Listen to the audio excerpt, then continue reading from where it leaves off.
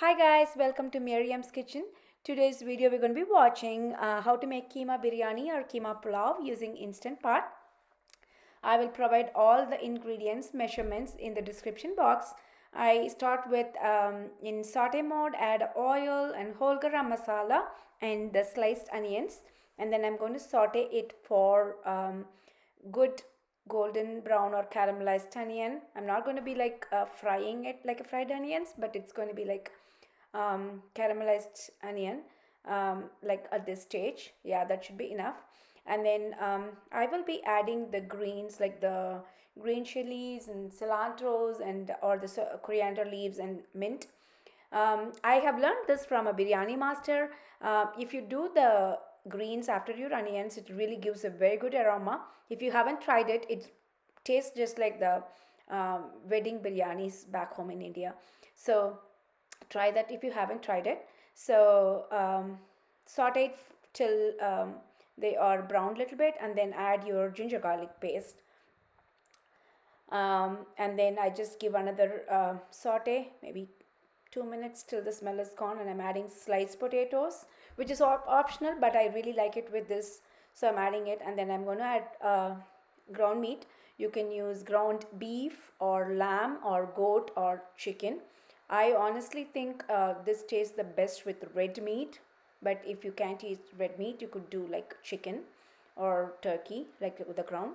And pretty much that's it. So then I would be adding some powdered spice, like at this point we will be just doing chili powder and a cumin powder and salt. That's it. And I'm using like this the disposable spoon, that measure. I'm doing 2 teaspoon each on and then cumin 2 teaspoon and chili powder 2 teaspoon. And then I will be adding the Himalayan salt. We will taste all our gravy like after it's cooked, before we add the rice, so we can always fix at the point.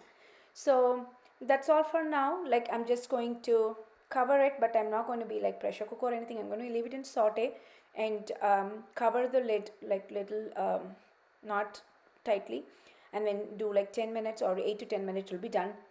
But then at this it will look something like that. I keep scraping if you watch it, because some people like always complain about the burn sign they get in IP. If you keep scraping and cooking, you won't have that issue. Then I add some water at this point, again deglazing, like and then adding yogurt or lemon also at this point you're doing it. So you're going to scrape it off when you add the water. So again, this will prevent our burn sign when you get your IP. So scrape it like everything, that you shouldn't feel anything that stick to the bottom. So then will be perfect when you put in the rice. So scrape everything, make sure nothing is sticking, and then we will be adding rice. I just let it like cook, boil a little bit, so that to avoid the burn sign.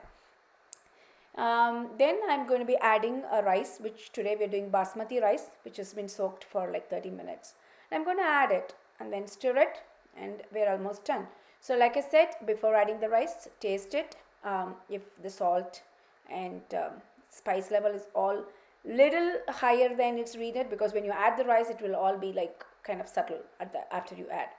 So we don't want it to be like tasting too bland. That's why you taste it. Then at this point also, if you think the rice and the water level is like a little inch higher than the rice level, it should be at that, looking like that. If not, you could always add at this point. So I'm adding a little water, if you see in a bit, so that the water measurement is like an inch higher than the rice level. So that's it. I'm going to close it, and then I will be cancelling the saute mode and then doing pressure cook for 5 minutes.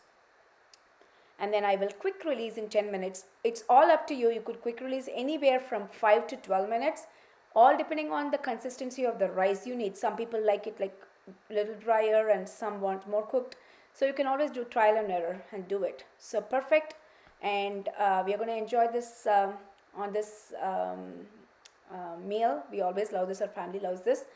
Like, share and comment. Try it and let me know. If you haven't subscribed to my channel, please do so. I will see you soon with more interesting, easy videos.